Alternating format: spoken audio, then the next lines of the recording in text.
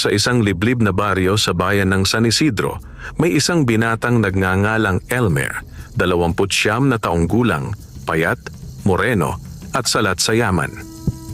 Kilala siya sa kanilang lugar bilang isang magaling ngunit malas na sabungero. Magaling siya sa pag-aalaga at pag-iensayo ng mga manok, ngunit tila hindi siya pinapalad sa tuwing sasali sa sabong. Hindi dahil sa hindi magaling ang kanyang mga manok, kadalasan ay binabayaran at dinadaya lamang siya ng mas maimpluwensyang sabungero sa kanilang bayan. Lalo na ni Brando, isang mayamang sabungero at anak ng dating kapitan ng baryo. Si Brando ang kilala sa pag-aangkat ng mamahaling lahi ng manok at may mga tauhang marunong magturok ng pampalakas o lason sa mga panlaban nitong manok para lamang matiyak ang panalo. Si Elmer naman ay nakatira lamang sa isang lumang kubo kasama ang kaniyang inang si Aling Marites, isang may sakit sa baga, at ang bunso niyang kapatid na si Joanna, 12 taong gulang pa lang. Si Elmer ang tanging inaasahan ng pamilya. Kapag hindi siya nagsasabong, tumutulong siya sa kapitbahay bilang tagahakot ng tubig, tagasibak ng kahoy o minsan namamasada ng pedicab upang may maipangkain sila. Ngunit sa kabila ng kahirapan, mabait at may busilak ang puso ni Elmer. Hindi siya maramot at handang tumulong kahit kapos na rin sila. Marami ang nagtataka kung bakit sa dami ng kabutihan ni Elmer ay hindi man lamang siya pinagpapala. Linggo noon at may sabong sa bayan. Napanghiram ni Elmer ng isang Texas Bullock na manok mula sa kanyang kaibigang si Narding dahil ang natitira niyang manok ay sakitin at hindi pa handang lumaban. Nanalo na sana ang manok niya sa unang laban, ngunit nadaya ang ulutan. Pinakawalan nila muli ang manok sa tinatawag na segunda at doon biglang nanlamig ang pakpak at nanghina ang kanyang panlaban. Hindi na nakatayo si Elmer sa kahihiyan at panglalamang sa kanya ng mga mayayaman. Umuwi siyang tanga ng talunang manok, may luha sa mata at walang maisusustento sa pamilya. Pagdating sa bahay, nakita niya ang kanyang ina na inuubo ng malala. Basa rin ang mga mata ng kapatid niyang si Joanna. "Kuya, wala tayong bigas. Kanina pa kami hindi kumakain." Mahina at malungkot na sabi ni Joanna. Hindi nagsalita si Elmer. Lumabas siya ng bahay at naglakad papunta sa ilog. May baong mabibigat na pag-aalala. Umupo siya sa isang bato at tumingala sa langit. "Diyos ko, hanggang kailan po ba kami ganito? Hindi ko na po alam ang gagawin. Kapos kami sa gamot, sa pagkain, pati sa pag-asa. Sana po bigyan ninyo kami ng kahit maliit na himala." Habang umiiyak, isang malamig na hangin ang dumampi sa kanyang batok. Napatingin siya sa paligid. Tahimik ang gabi. Tanging huni ng kuliglig at lagaslas ng ilog ang maririnig. Nang bigla niyang makita ang isang nagniningning na munting ilaw sa may gilid ng batis. Para itong alitap-tap, ngunit mas maliwanag at mabagal kumilos. Lumapit si Elmer, hindi dahil sa tapang, kundi dahil sa matinding pag-asa na sana'y may milagro ngang ihahatid. Sa likod ng isang malaking puno, nakita niya ang isang napakaliit na nilalang. Isang duwende, kulay ginto ang suot, may hawak na tungkod at tila pagod na pagod. Hindi makapagsalita agad si Elmer sa gulat. Ang duwende ay umubo ng mahina. "Iho, tulungan mo ako. Pakikuha ang bumbong ng tubig sa tabi ko." Mahina nitong wika. Walang pag-aalinlangan, agad itong pinulot ni Elmer at pinainom ang maliit na nilalang. Ilang sandali pa, lumiwanag ang duwende at bumalik ang lakas nito. Ngumiti ito at sinabing, "Salamat, Elmer. Alam ko ang iyong pagkatao. Hindi mo ako tinakbuhan o ipinagtabuyan. May mabuti kang puso. At pinakinggan ng langit ang iyong pagdaing." Napasinghap si Elmer. "Kakilala ninyo po ako?" Tumango ang duwende.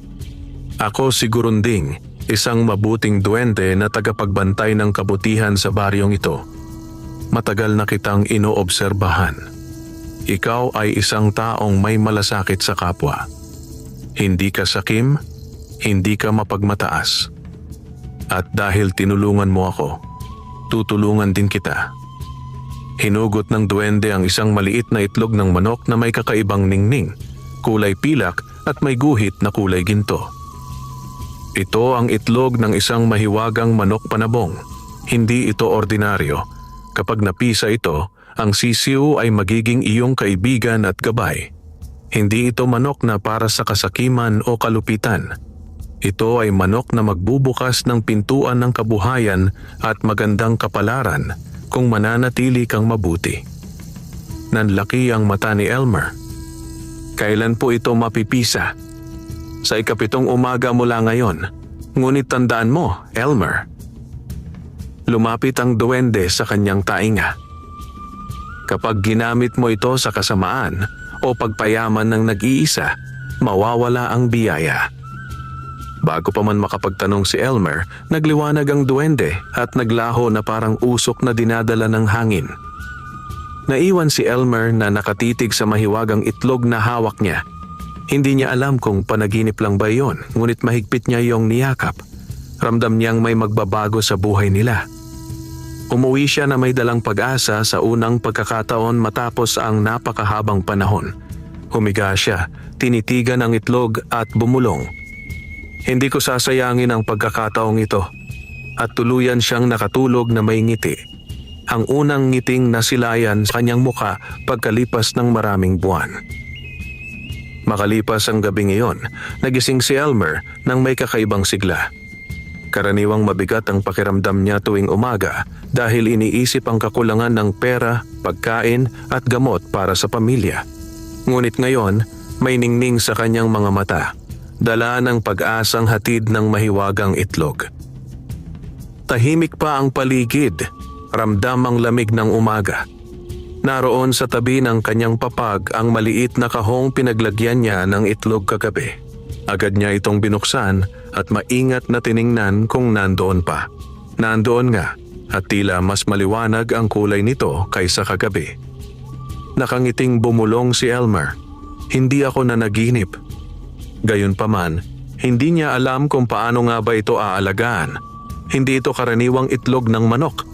Kaya gumawa siya ng maliit na pugad mula sa malalambot na bulak at tuyong damo. Inilagay sa isang bilao at inayos sa bahagi ng bahay na may tamang init, hindi malamig, hindi mainit. Paglabas niya ng bahay, sinalubong siya ng kapatid na si Joanna. "Kuya, bakit ang aga mo? May sabong ka ba ulit?" Umiling si Elmer at marahang hinaplos ang buhok ng kapatid. "Wala muna, Joanna.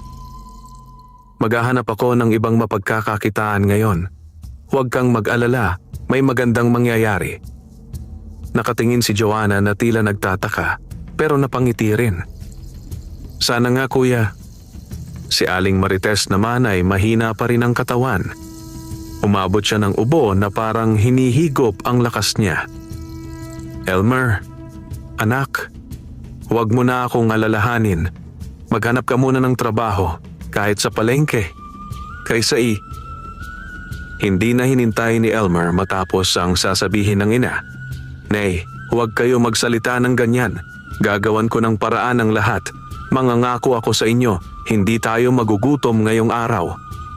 Bagamat pangkaraniwan ang pangakong iyon, ngayon ay may laman itong tiwala. Ang 7 umaga, mabilis lumipas ang mga araw.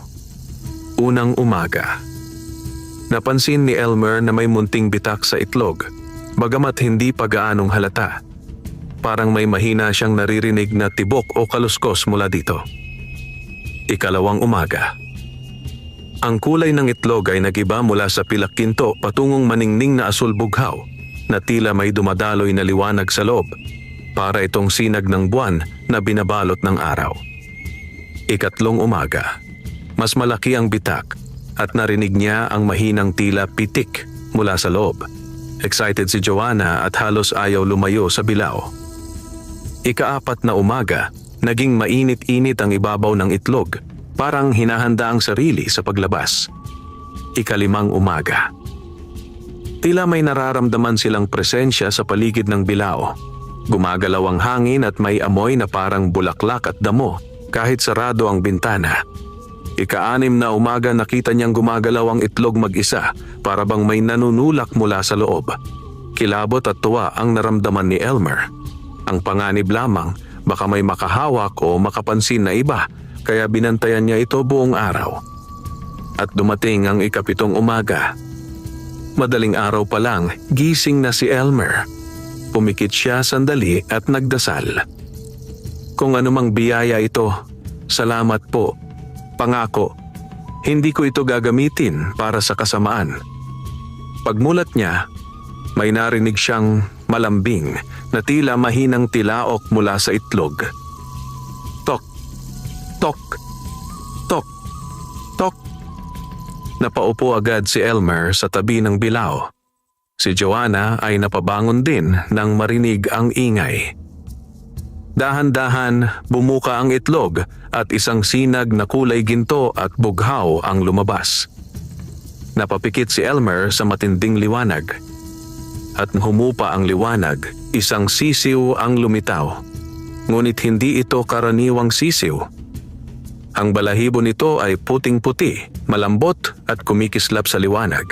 May manipis na guhit na ginto sa noo at ang mga mata nito ay tila may malay at talino. Kulay berde na may maliit na bilog ng bughaw sa gitna. Nagulat ang magkapatid. "Kuya, ang ganda niya," bulong ni Joanna. Bahagyang lumapit ang sisiw kay Elmer, tumingala at tila yumuko. Parang kumikilala sa kanya bilang amo. Kumusta ka?" Mahina at may takot ngunit may tuwang tanong ni Elmer. Laking gulat nila nang biglang nagliwanag ng kaunti ang noo ng sisiw at isang malambing na boses ang tumunog sa isipan ni Elmer. Hindi sa tainga niya, kundi direktang sa kanyang isipan. "Ako'y handang maging kaibigan at gabay mo. Ako si Talahib, ang iyong manok." Nanlaki ang mata ni Elmer at napaupo ng diretsyo. Joanna, narinig mo?" Umiling si Joanna. "Hindi po, kuya. Ano po yon?" Napagtanto ni Elmer ang sinabi ng duwende na ang manok ay magiging gabay niya. Kinahapunan, nagpasya si Elmer na maghanap ng malapit na gulay upang may maisaing sila kahit konti.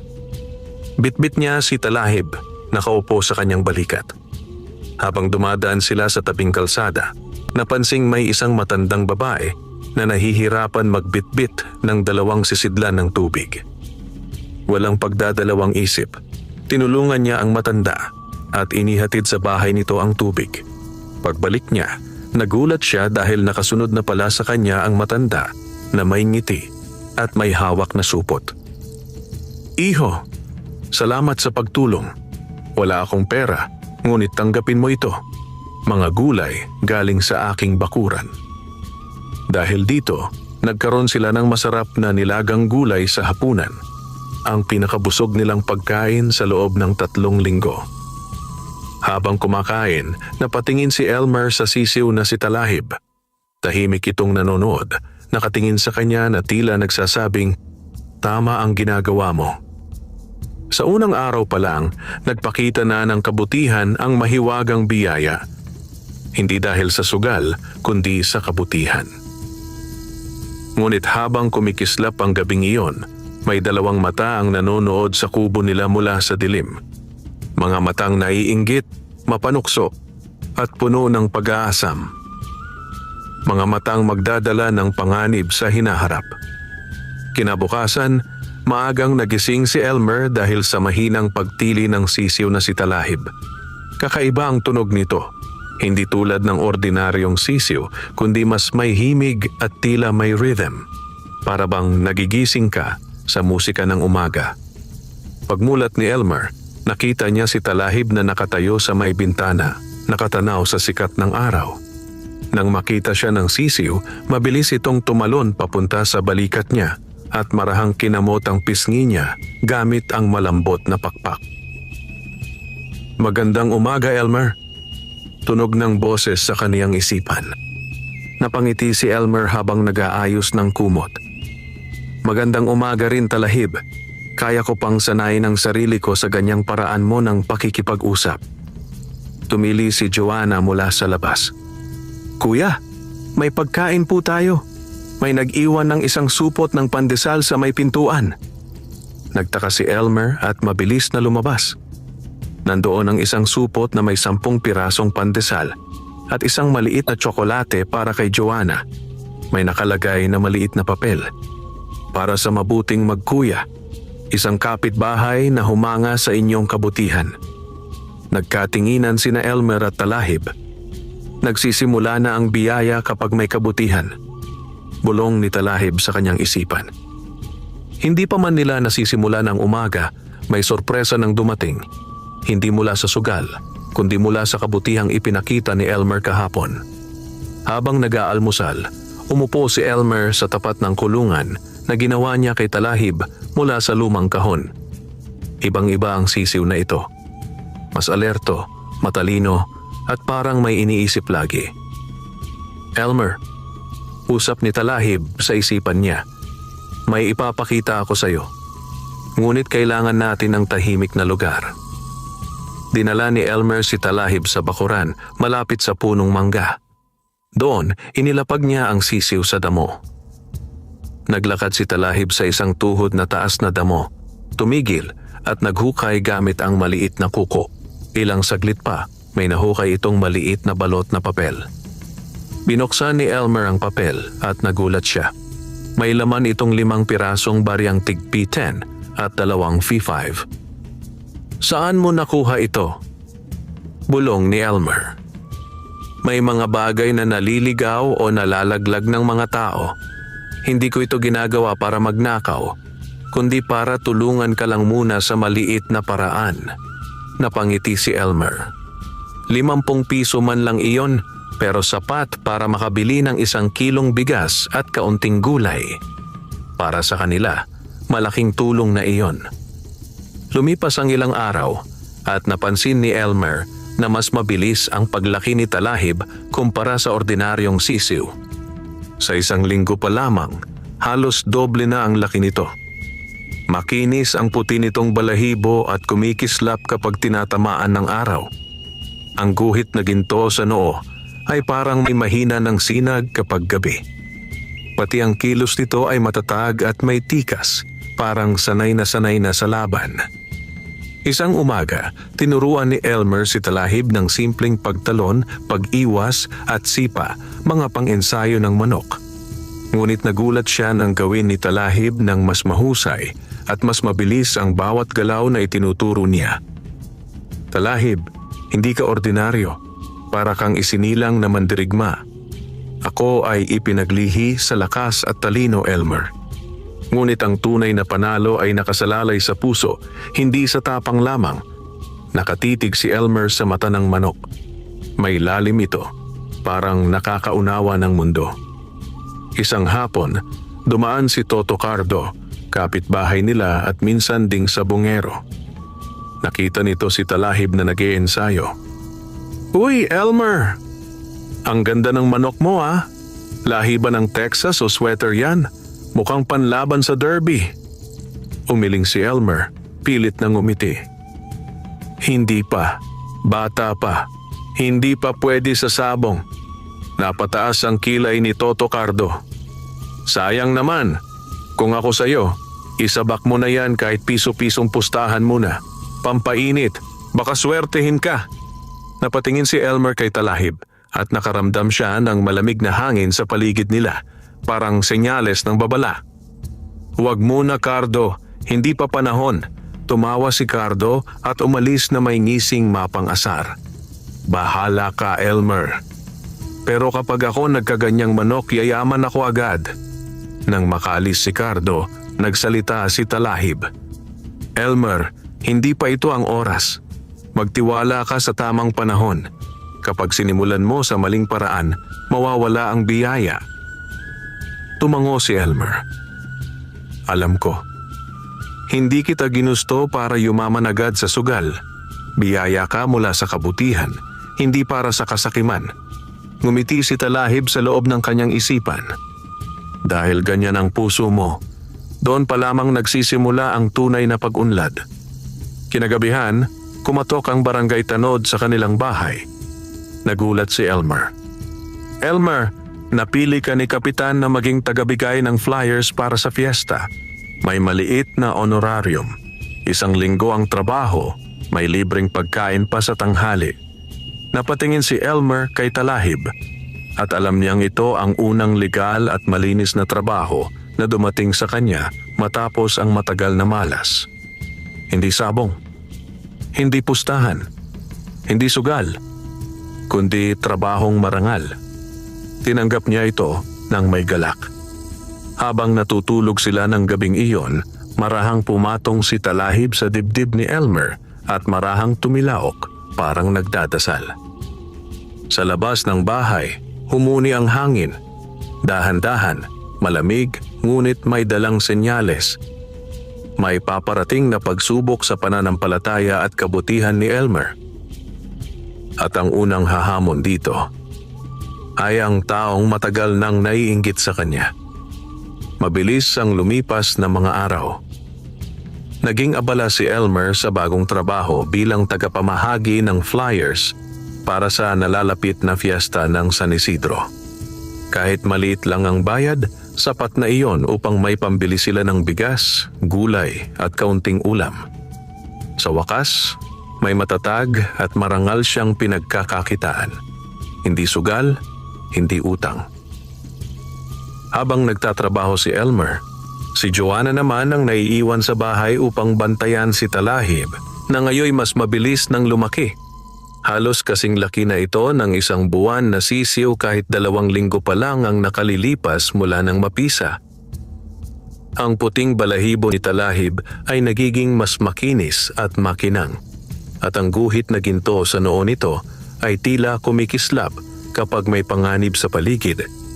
Mas tumatalas din ang pakiramdam ni Elmer sa tuwing may kakaibang nangyayari, na para bang konektado ang isipan nila ni Talahib. Ang napapansing pagbabago sa bahay ni Elmer. Napapansin ng mga kapitbahay na tila gumiginhawa ang buhay ng pamilya ni Elmer.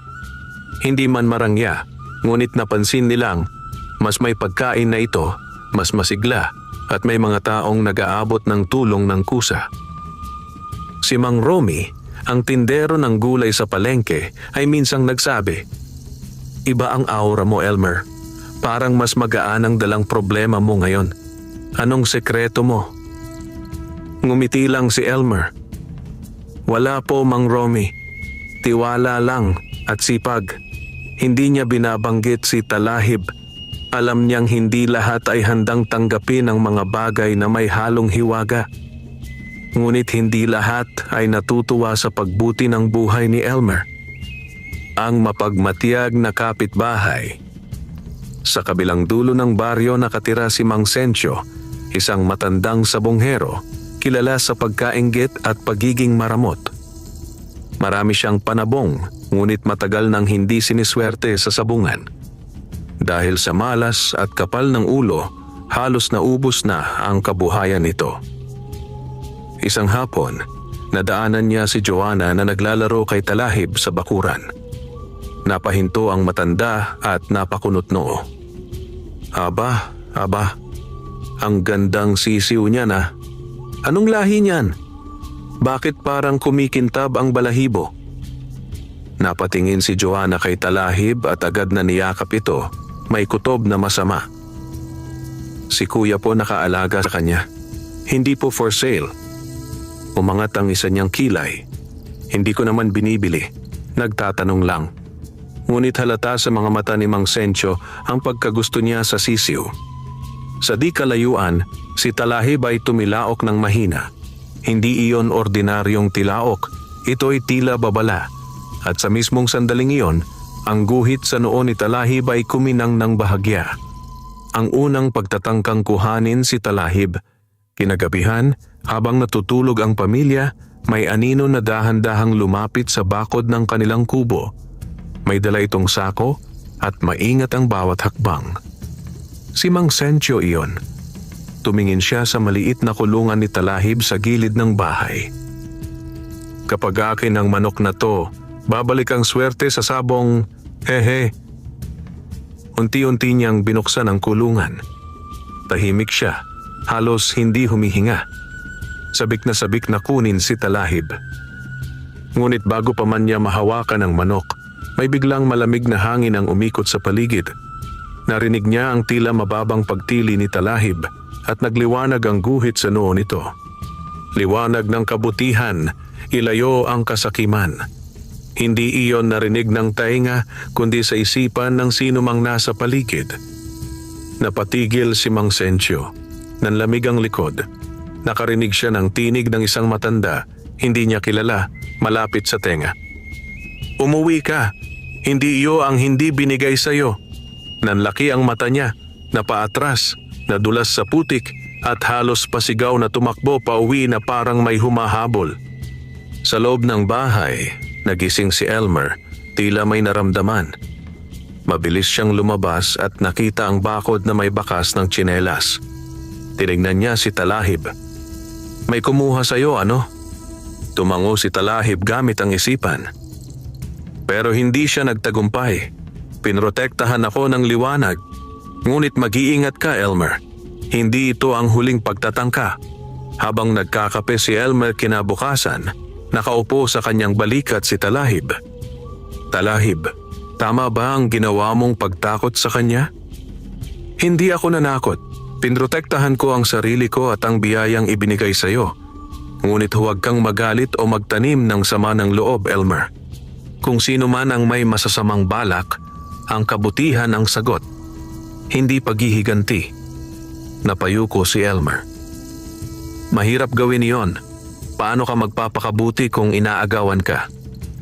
Paano ka mananatiling mabait kung sinasaktan o nilalamangan ka? Ngunit iyon ang unang aral. Ang tunay na pinagpapala, sabi ni Talahib, ay ang marunong humawak ng kapangyarihan ng may busilak na puso. Huminga ng malalim si Elmer. Hindi kita ipagpapalit, Talahib. Hindi kita gagamitin sa kasakiman. Kung ano ang dumarating sa amin dahil sa iyo, pasasalamat at kabutihan ang isusukli namin. Sumindi ang guhit sa noo ni Talahib. Isang tanda ng pagkumpirma. Sa malayo, may dalawang mata ang muling nagmamasid. Ngunit hindi na si Mang Sencio ang nagtatago ngayon. Isang taong mas tuso, mas mayaman, at mas mapanganibang kilalang sabungerong si Brando, ang anak ng dating kapitan. At ang pagtingin niya kay Talahib, hindi lamang paghanga, kundi pag-aangkin. Lumipas ang 3 araw mula ng tangkaing nakawin ni Mang Sencio si Talahib. Nanahimik ang baryo, ngunit hindi ang bulungan ng mga kapitbahay. May mga nakakapansin na tila pumupogi at lumalakas ang dating ni Elmer. Hindi dahil nagbago siya ng pananamit, kundi dahil may kakaibang sigla at kumpiyansa sa kanyang kilos. Ang dating nakayukong sabungero ay unti-unting nagkakaroon ng dignidad at tapang. Marahil dahil may bago siyang layunin sa buhay, ang umangat ng marangal. Samantala, mas lumaki pa si Talahib. Kasing laki na ito ng 1 2 buwang sisiw, kahit wala pang 1 buwan mula nang mapisa. Ang balahibo nitong puti ay mas kumikintab at ang guhit na ginto sa noo ay nagiging mas matingkad tuwing gabi o kapag may panganib. Hapon noon nang pauwi na si Elmer galing sa trabaho. May hawak siyang supot ng gulay at kaunting karne, isang espesyal na ulam para sa ina at kapatid.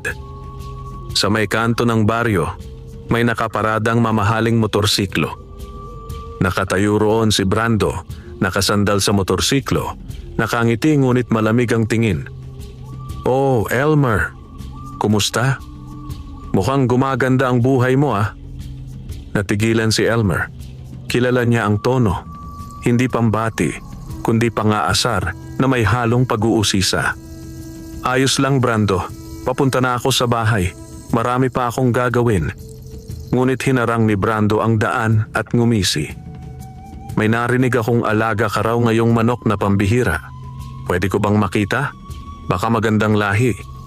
Bibili ako kung maganda. Umiling si Elmer ng mahinahon. Hindi for sale. Umikot si Brando na parang pusa na naglilibot sa biktima. Shh! Lahat may presyo, Elmer. Lalo na ang panabong. Sabihin mo lang ang presyo. Bibilin ko ng doble. Pabor pa sa'yo, may sakit nanay mo, di ba? Tumigil si Elmer sa paglakad. Tumalim ang tingin niya. Hindi niya gusto ang tono na ginagawang pang-akit ang kahinaan ng pamilya. Hindi pera ang sukatan ng lahat. Hindi ko ipagbibili ang alaga ko. Sana irespeto mo. Bahagyang nag-iba ang ekspresyon ni Brando. Mula sa ngisi, naging mapanganib.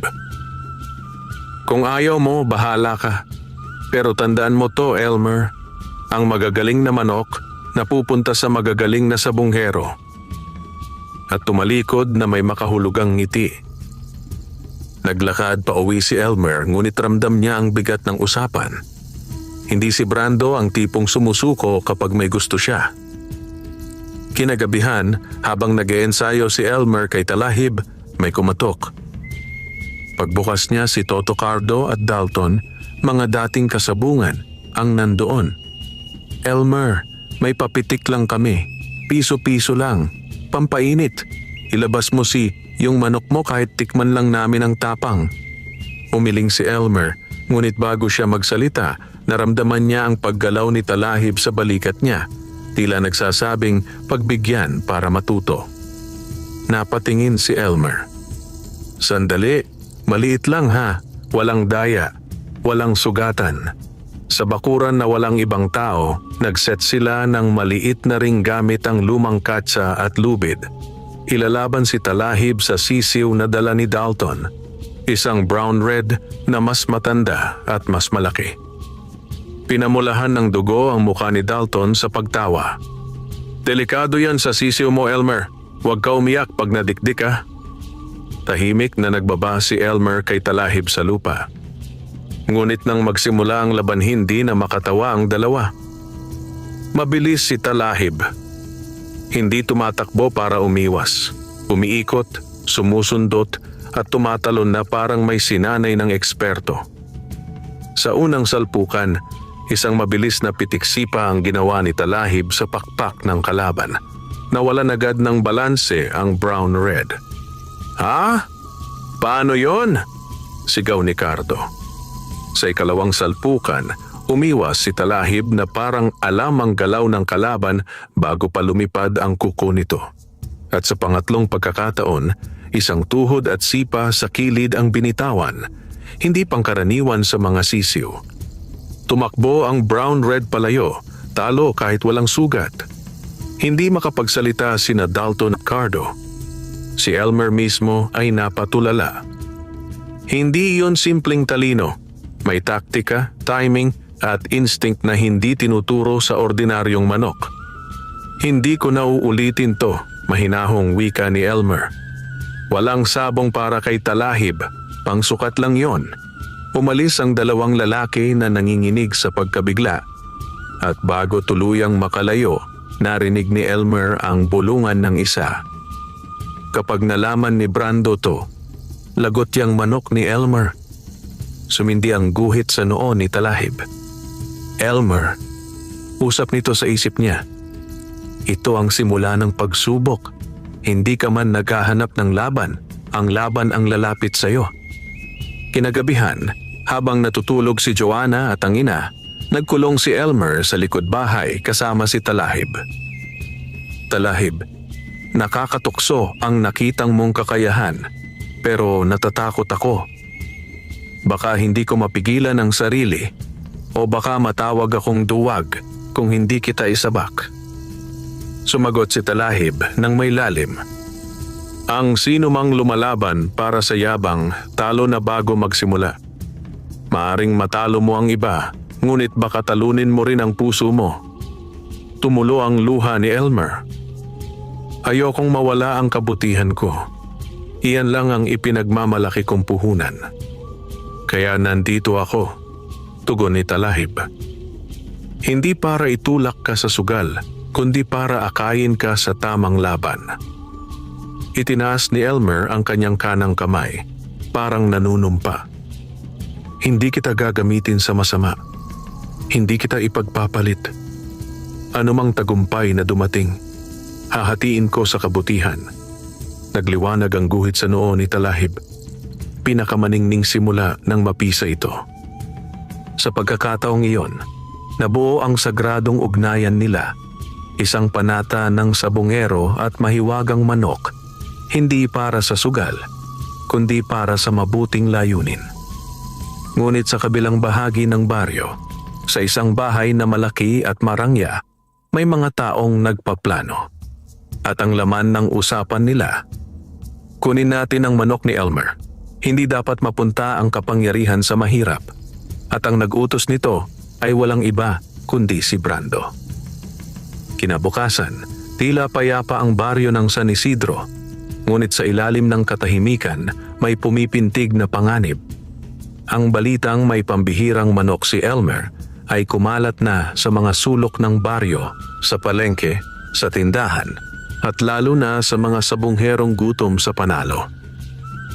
Habang naglalakad si Elmer pauwi galing sa trabaho, may nararamdaman siyang hindi maipaliwanag na bugso ng hangin at si Talahib na nasa loob ng kanyang backpack ay tila hindi mapakali. May masamang enerhiya sa paligid, Elmer. Boses ni Talahib sa kanyang isipan. Mag-ingat ka. Hindi ito binaliwala ni Elmer.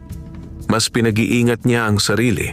Lalo na't alam niyang may masamang balak si Brando. Pagdating sa kanilang kubo, nadatnan niya ang ilang kapitbahay sa labas. Tahimik, parang may pinapanood. Paglapit niya, nagulat siya. Naroon si Brando kasama ang 3 tauhan nito, nasa harap mismo ng bahay nila.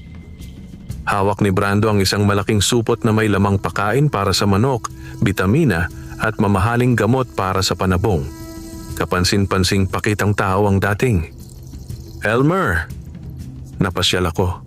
Balita ko may alaga kang pambihirang sisiw. Baka gusto mong subukan ng mga bitamina na to, imported. Libre ko na. Hindi sumagot agad si Elmer. Huminga siya ng malalim. Wala akong kailangan, Brando. Salamat na lang. Ngumiti si Brando, ngunit hindi iyon ngiti ng kaibigan, kundi ng taong nagdaramdam dahil hindi napagbigyan. Libre nga, ayaw mo pang tanggapin? Nakakahiya ka naman. Bumaba ang tono, unti-unting nagiging mapanganib. Elmer, wag mo akong gawing kaaway. Sumingit si Joanna na lumabas mula sa loob ng bahay. Kuya, sino sila? Hinawakan ni Elmer ang balikat ng kapatid at mahinahong itinulak pabalik sa loob. Joanna, pumasok ka muna. Hindi nakaalis agad si Brando. Lumapit pa at halos idikit ang muka kay Elmer. Huling alok ko, bigyan mo ako ng sisiw o kahit itlog ng manok mo kung meron pa. Bibigyan kita ng 50,000 piso. Ngayon din. Napatingin ang ilang kapitbahay. Nakabuka ang bibig sa laki ng perang inalok.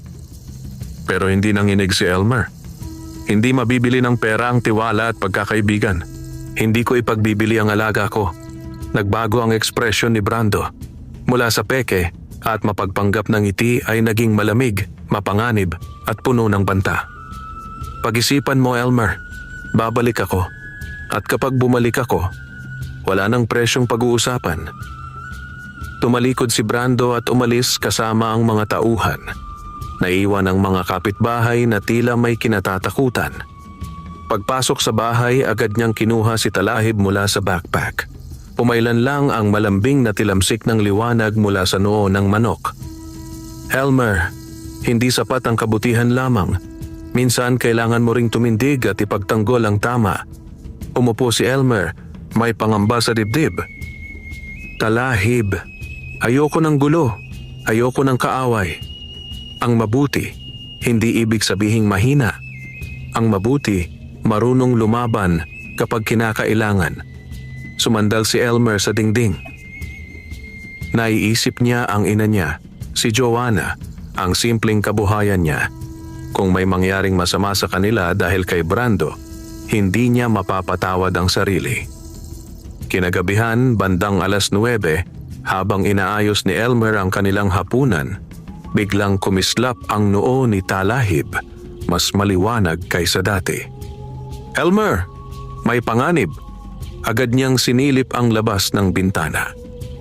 May dalawang lalaking nakaitim, nakatakip ang muka, papalapit sa kulungan ni Talahib.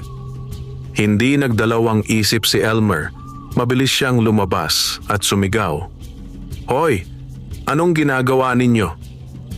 Nagulat ang dalawang lalaki at nagmadaling sumugod sa kulungan.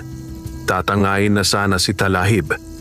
Pero bago pa man makalapit, bumuga ng nakakasilaw na liwanag ang guhit sa noo ni Talahib. Nabulag ang dalawang lalaki, napaatras at natumba, parang may dumaan na malakas na hangin sa mukha nila. Nang makabawi, nagsitakbo sila palayo na parang hinahabol ng kung anong nilalang. Humabol pa ng kaunti si Elmer, pero huminto rin agad. Napaupo siya sa lupa, hinihingal. "Talahib, anong nangyari?" "Proteksyon. Bahagi ng kapangyarihang iniwan ng duwending nagbigay sa akin," sagot ni Talahib. "Pero hindi ko ito kayang gawin ng palagian. Kailangan mong maging handa dahil babalik sila at hindi sila ang huling susubok."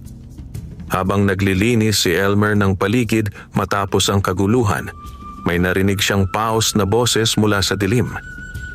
"Elmer, may kailangan kang malaman." Pagharap niya, isang matandang lalaki ang nakatayo sa lilim ng punong mangga. May bitbit itong sako sa likod at tungkod sa kamay. Kakaiba ang presensya, malalim at misteryoso. "Ako si Lolo Tasio, ang dating tagapangalaga ng mga nilalang na tulad ng alaga mo." Napakunot ang noo ni Elmer. "Ano pong ibig ninyong sabihin?" Lumapit si Lolo Tasio at tiningnan ng diretso si Talahib. "Matagal ko nang nararamdaman ang pagbangon ng isang tagapangalaga sa baryong ito. At ngayon nakumpirma ko na. Ikaw nga ang napiling maging bantay." Itinuro niya si Elmer. "At ikaw, iho, ang napiling maging lingkod ng liwanag sa laban ng kabutihan at kasakiman." Hindi nakapagsalita si Elmer.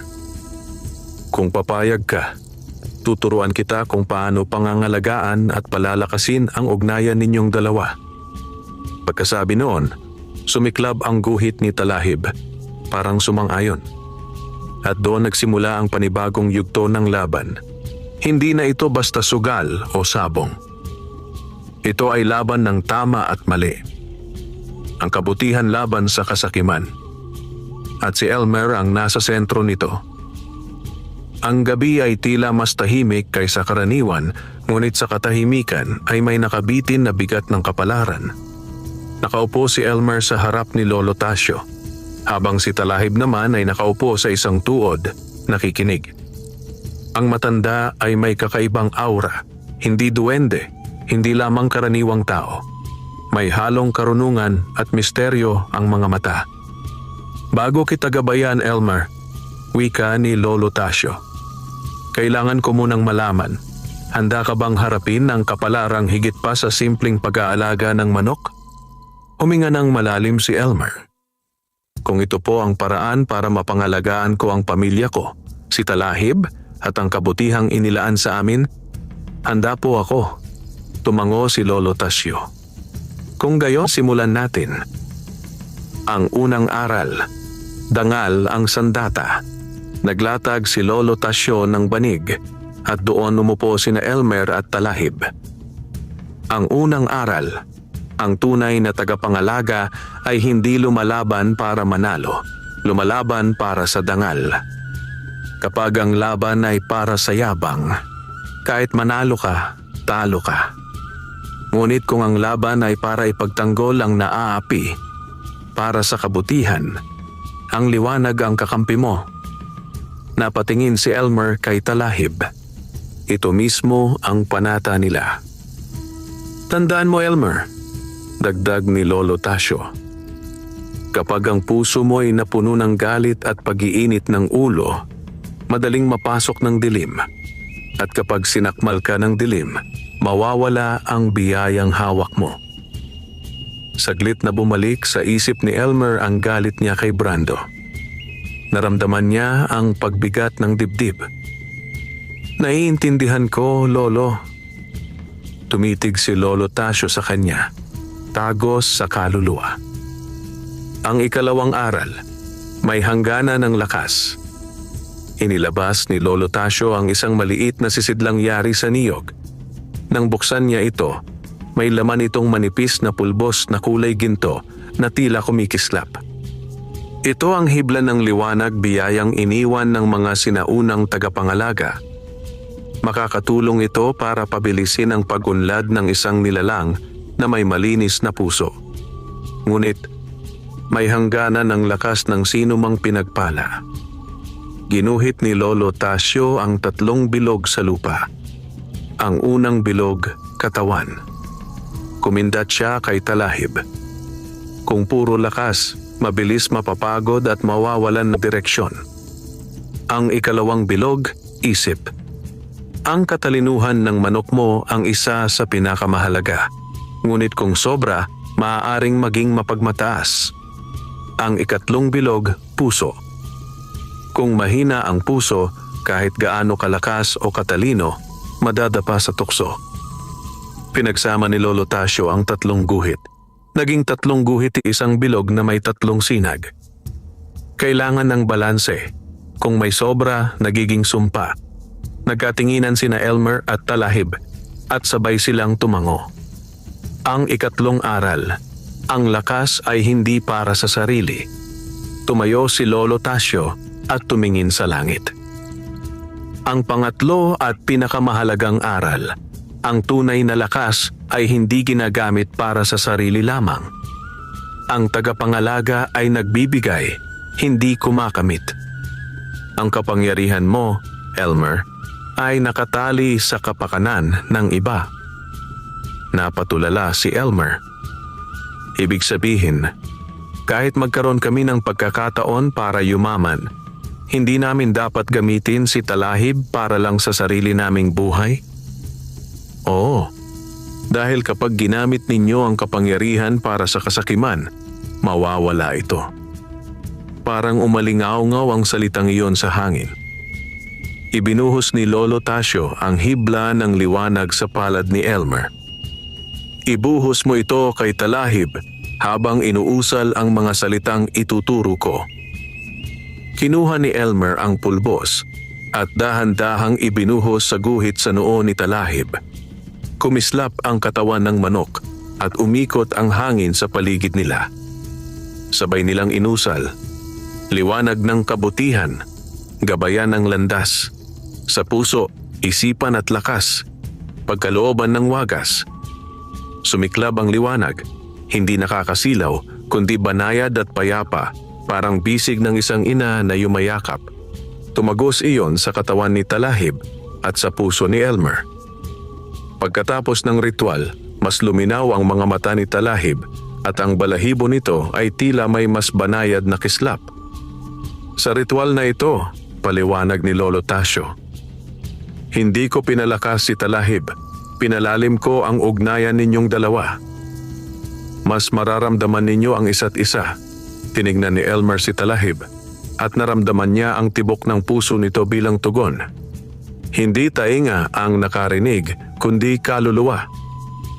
Bago umalis si Lolo Tasio, nag-iwan siya ng huling salita. Makinig ka sa akin, Elmer. Si Brando ay hindi basta sabongero.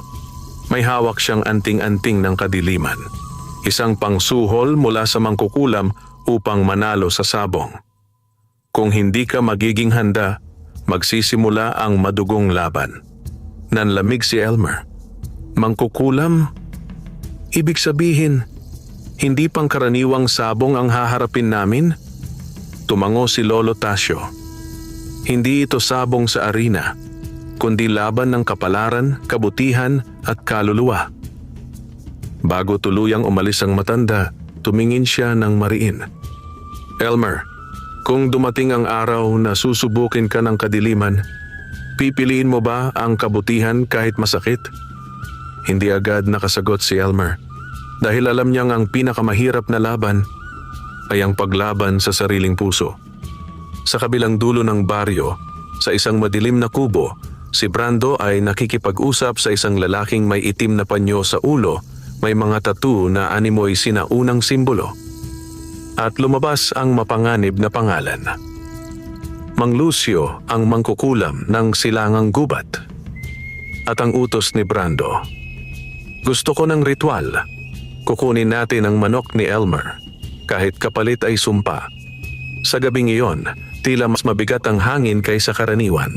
Ang mga kuliglig ay tahimik. Ang mga aso sa baryo ay nag-aalulong na para bang may paparating na dilubyong hindi nakikita ng mata. Si Brando, galit na galit sa pagtanggi ni Elmer, ay nagtungo sa isang kubong nakatago sa kakahuyan, ang tirahan ng kinatatakutang mangkukulam na si Mang Lucio. Kilala sa baryo na kung sino ang magpasumpa sa kanya, maaaring yumaman sa sugal o sabong, ngunit may kapalit na kadiliman sa buhay. Pagpasok ni Brando, naamoy niya ang masangsang na usok ng insenso at dahon ng kalmot pusa.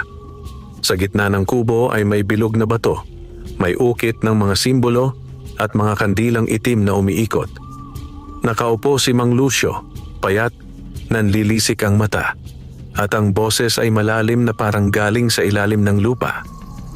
Alam ko kung bakit ka narito, Brando. Bulong ng matanda, kahit hindi pa nagsasalita ang bisita. Ang manok ng mahirap, gusto mong maging iyo. Nangalay ang panga ni Brando, ngunit tumango. Turuan mo akong kunin ang manok na iyon. Kung kailangan ng sumpa, gawin mo. Basta mapasa akin ang kapangyarihan niya. Ngumiti ang mangkukulam. Isang ngiting hindi pang tao, kundi halimaw. May tatlong paraan para maagaw ang isang pinagpalang nilalang. Isa-isang itinaasang tatlong daliri. Pagnanakaw, panlilinlang, o paggawa ng sumpa. Ano ang pinakamabilis? Tanong ni Brando, halatang hindi na mapakali. Ang sumpa. Ngunit bigla siyang ngumiti ng madilim. Ngunit tandaan mo, Brando, ang sino mang humahawak sa kapangyarihan ng liwanag gamit ang kadiliman, unti-unting kinakain ng sumpa ang sariling kaluluwa. Mas lalong kumislap ang mata ni Brando. Hindi ko iniintindi ang kaluluwa ko. Gusto ko lang manalo. Tumawa ng mahina si Mang Lucio, saka sinimulan ang ritual. Nagdikit siya ng tatlong itim na kandila, binudburan ng pulbos na kulay abo, at ibinulong ang kadaon diwa silaban sanda. Putulin ang gabay, gapusin ang ala. Biglang umihip ang hangin sa loob ng kubo kahit sarado ang mga bintana. Pumailan lang ang abo at nabalot ng itim na alon ng paligid. Simula ngayong gabi, ang bahay ng mahirap ay dadapuan ng kamalasan. At sa huling bahagi ng ritual, binigyan niya si Brando ng maliit na supot na may laman na itim na pulbos. Ihagis mo ito sa hangin sa tapat ng bahay nila bago sumikat ang araw. Magsisimula ang sumpa. Ngumisi si Brando. Kapag nakuha ko ang manok, bibigyan kita ng kalahati ng magiging kita ko sa sabong. Hindi ko kailangan ng pera, Brando. Ngumiwi ang mangkukulam. Ang gusto ko ay utang na kaluluwa. At sa gabing iyon, umalis si Brando dala ang sumpang magpapasimula ng dilim sa buhay ni Elmer. Samantala, sa bahay ni Elmer, biglang nanlaban ang hangin. Kumalampag ang mga bintana. Kumidlat ng walang kulog. Si Elmer ay napabangon mula sa tulog. Ramdam ang malamig na espiritong dumaan sa paligid. Si Talahib, na nasa tabi lamang niya, ay biglang nagliwanag ang guhit sa noo. Nagtili ito. Hindi tilaok, kundi tila sigaw ng babala. Elmer! May kadilimang pumasok sa hangin. Nagpalinga-linga si Elmer. Tumatakbo palabas ng bahay, ngunit wala siyang nakita. Ngunit ramdam niya ang presensya. Pagtingin sa labas, biglang nanghina ang mga halaman.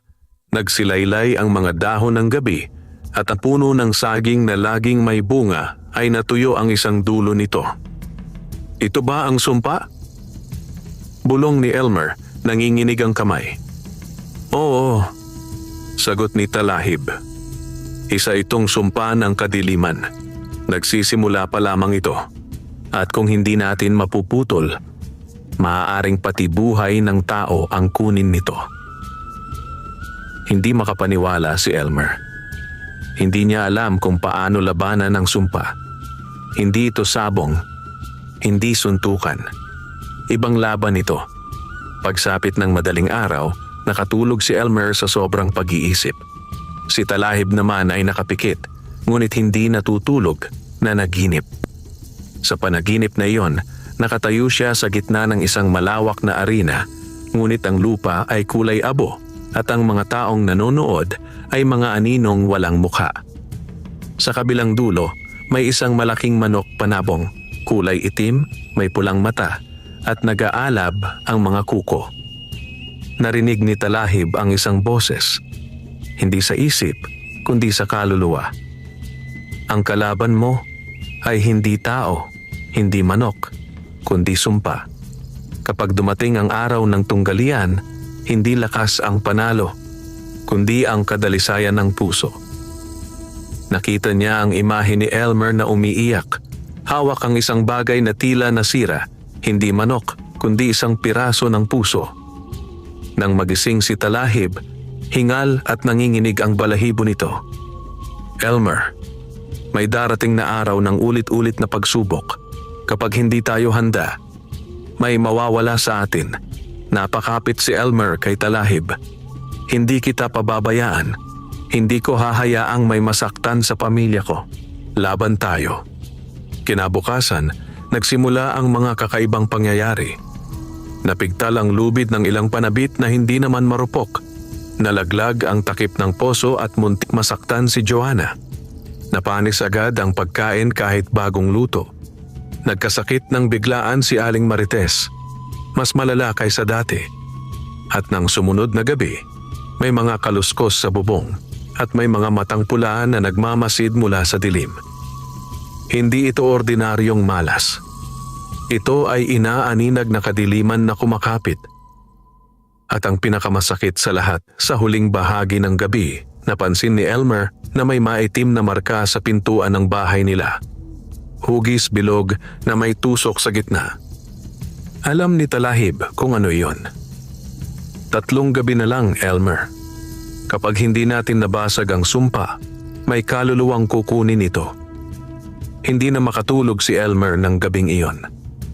Ang bawat kaluskos, bawat ihip ng hangin, bawat anino sa paligid ng kubo nila ay nagdala ng kaba at pangamba. Nakadikit sa kanya si Talahib, nakabantay, at ang guhit sa noo nito ay mahina ngunit tuloy-tuloy ang pagliyab, hudyat na hindi ligtas ang gabi. Habang natutulog si Joanna at si Aling Marites, nanatiling gising si Elmer, hawak-hawak ang maliit na krus na pamana pa ng kanyang ama.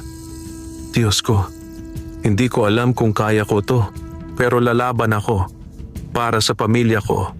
Kinabukasan, maagang-maagay nagtungo si Elmer kay Lolo Tasio. Nakita niya ang matanda sa ilalim ng punong banyan. Tila inaasahan na ang pagdating niya. Nagsimula na ang sumpa, Lolo. Hindi ko po alam paano pipigilan. Mas lumalala si nanay.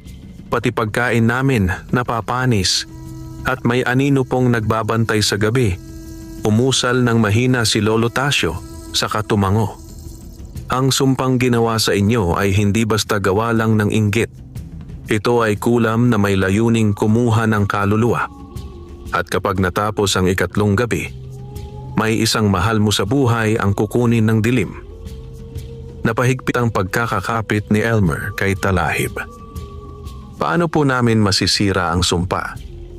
Naglabas si Lolo Tasio ng isang sisidlan na yari sa luma at pinatuyong kawayan. May laman itong kakaibang butil, kulay puti, ngunit may kumikislap na malabughaw. Ito ang tinatawag na butil ng liwanag. Hindi ito ordinaryong gamit ng tao. Ipinagkaloob ito ng mga diwata sa iilang tagapangalaga. Maaari nitong basagin ang kadiliman, ngunit may kapalit. Nagtagis ang panga ni Elmer. Anong kapalit? Saglit na tumigil si Lolo Tasio bago sumagot. Kung sino ang magpapakawala ng liwanag upang basagin ang sumpa, siya ang hihigupi ng kahinaan. Ang magtatangka nito ay maaring mawala ng lakas, alaala o buhay.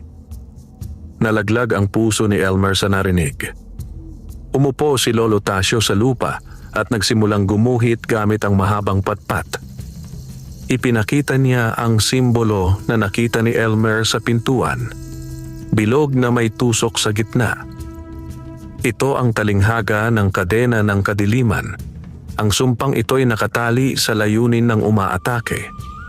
Upang mabasag ito, kailangan ang tatlong bagay. Tinaas ni Lolo Tasio ang tatlong daliri. Una, ang taong pinagmula ng sumpa ay dapat harapin at tawagin sa pangalan.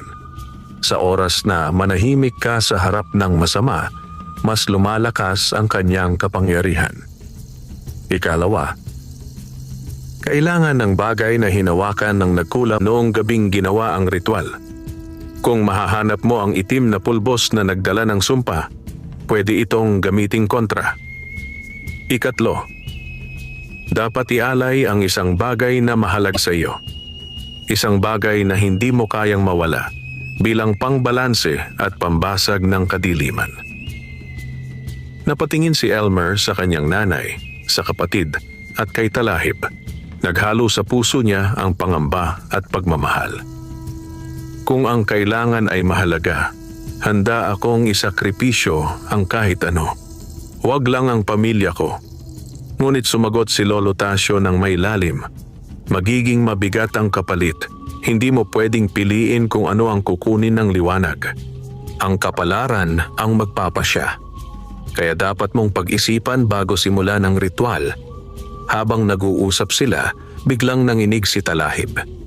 Ang guhit sa noo nito ay biglang kumislap ng mas maliwanag, higit pa sa mga nagdaang gabi.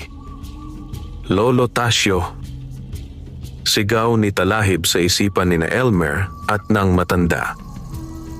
Hindi tayo mag-isa. Sumirit ang hangin, naging mabigat ang paligid.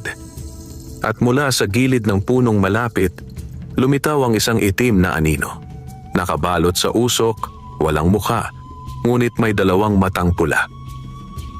Isang nilalang na bantay ng sumpa, ipinadala upang siguraduhing magtatagumpay ang kadiliman. "Lumayo kayo!" sigaw ni Elmer. Ngunit hindi ito ordinaryong halimaw. Umangat ang anino at tumili ng nakabibingi. Ang mga ibon sa paligid ay nagsiliparan. Ang hangin ay naging parang yelong humahapdi sa balat. Tinaas ni Lolo Tasio ang kanyang tungkod. "Hindi ka namin hahayaang lamunin ng pamilyang ito." Isang malakas na puting liwanag ang bumulwak mula sa dulo ng tungkod, tumama sa anino at nagliyab iyon na parang sinunog ng araw. Nagngangalit ang anino, ngunit bago ito tuluyang maglaho, nagsalita ito sa isang boses na parang libong bulong. "Ang halagang babayarin ay hindi ninyo kakayanin." At naglaho iyon sa hangin. Napaupo si Elmer sa lupa, hingal at nanginginig. "Lolo, kung ganito kalakas ang bantay, paano pa ang mismong sumpa?" Tumitig si Lolo Tasio. "Kaya ko kayong samahan. Pero ang tutulong ng tunay ay ang liwanag na nasa inyo. At may oras pa tayo, 2 gabi bago kunin ng sumpa ang kaluluwa." Nang gabi ring iyon, habang nag-iisip si Elmer sa gilid ng kama, may narinig siyang mahina at nauutal na boses. Anak." Agad siyang yumuko at nakita si Aling Marites nang hihina at halos hindi makahinga. "Elmer, narinig ko kay Lolo Tasio. May kapalit ang paglaya natin sa sumpa." Huminga siya ng hirap. "At alam kong handa kang ibigay ang kahit ano. Pati buhay mo." Napaluha si Elmer. "Nay, hindi niyo na kailangang..." Hinawakan ni Aling Marites ang kanyang pisngi. Mahina ngunit may init ng pagmamahal.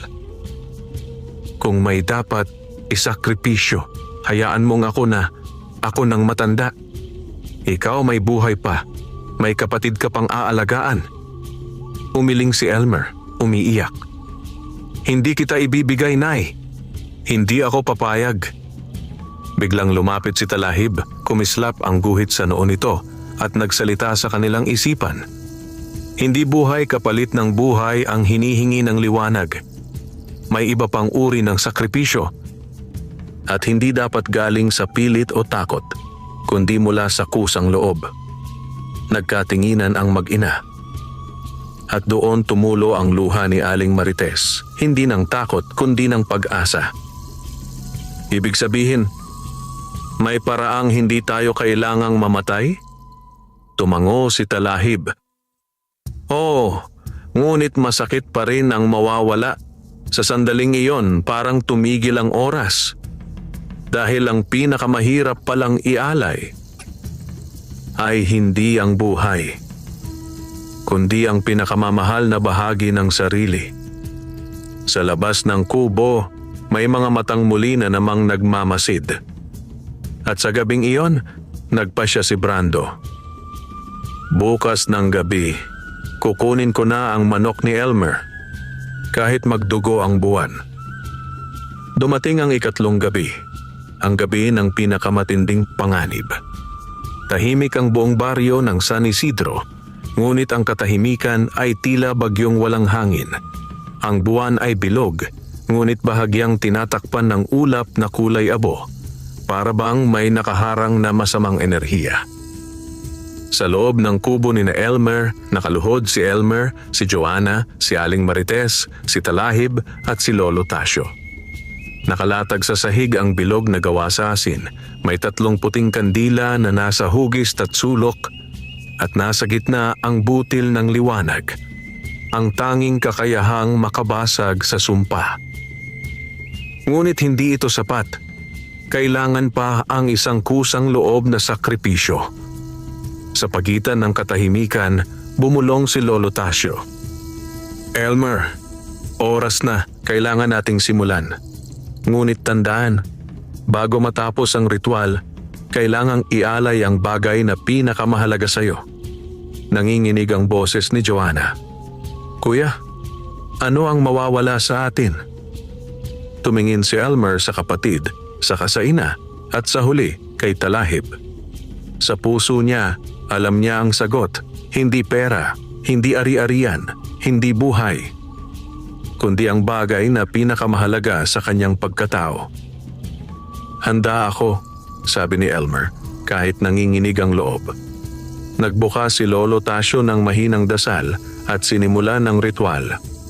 Pag-ikot ng kandila, biglang umalo ng hangin sa loob ng bahay. Nagsimula itong lumamig na parang nagyeyelo. Kumibot ang apoy ng kandila at halos mamatay. Biglang tumunog ang malakas na kalmot sa bubong. Parang may malaking nilalang na gumagapang. Si Joanna ay napasigaw at yumakap kay Aling Marites. Kuya, may nasa bubong. Sumisirit ang hangin na tila may humihigop sa kaluluwa. Sa isang kisap, bumukas ang pinto ng hindi hinihipo at pumasok ang itim na usok, unti-unting kumikilos na parang may buhay. Mula sa usok, lumitaw ang itim na aninong may pulang mata, mas malaki at mas malakas kaysa noong una.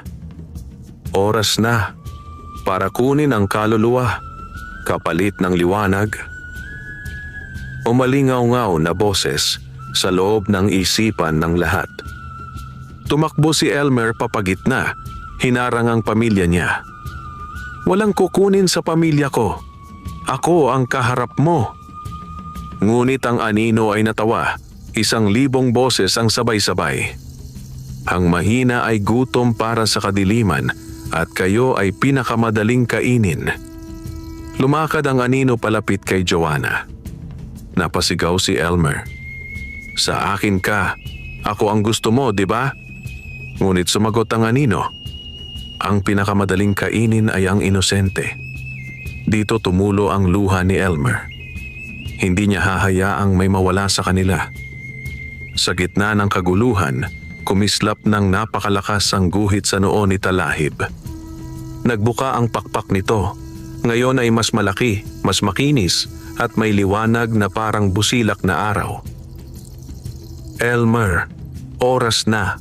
Ang sakripisyong hinahanap ng liwanag, hindi material, hindi buhay. Mahina ngunit malinaw na boses ni Talahib. Kundi ang bagay na pinakamahalaga sa puso mo. Napatigil si Elmer. Ang pinakamahalaga sa puso niya, ang kinamulatan niyang pangarap, ang pagiging sabonghero. Hindi pera ang pinakaiingatan niya. Hindi kahit anong kayamanan, kundi ang pangarap na maging tanyag na sabonghero, pamana mula sa yumaong ama. Lagapak ang mga matang luha sa sahig.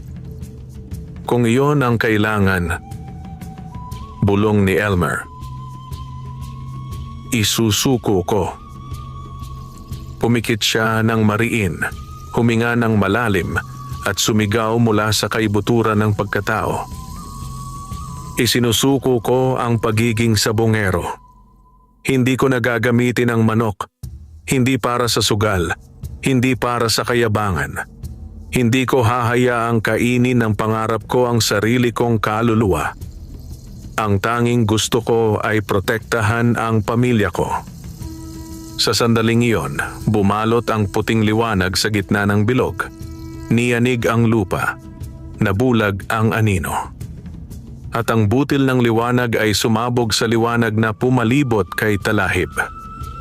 Nagbagong anyo si Talahib, hindi bilang malaking manok, kundi bilang manok na tagapangalaga ng liwanag. Ang balahibo nito ay naging malaginto at puti. Ang pakpak ay kumislap tulad ng sinag ng araw. At ang mata ay naging kulay bughaw na tila may kalangitan sa loob.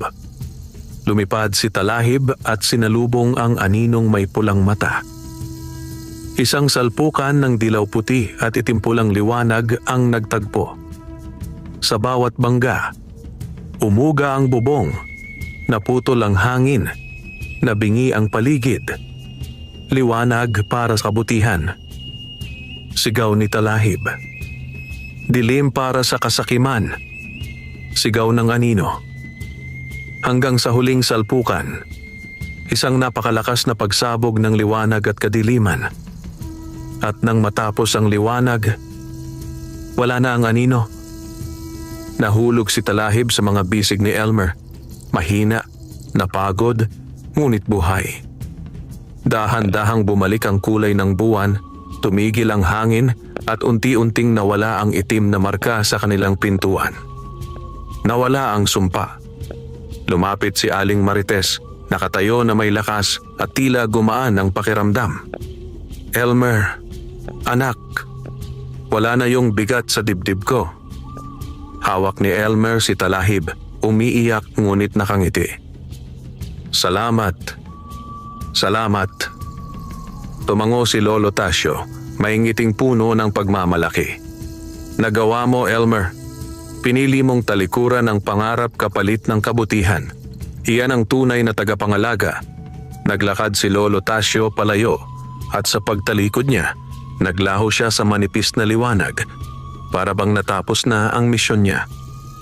Makalipas ang ilang buwan, muling umunlad ang buhay ni na Elmer. Si Elmer ay hindi na sabonghero.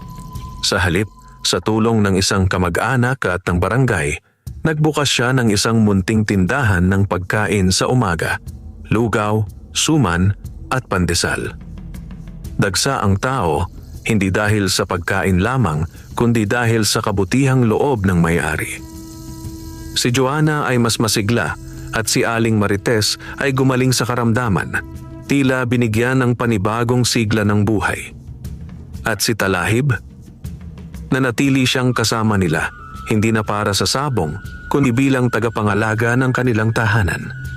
Minsan, tumutulong sa pamamagitan ng kakaibang liwanag o babala kapag may paparating na panganib.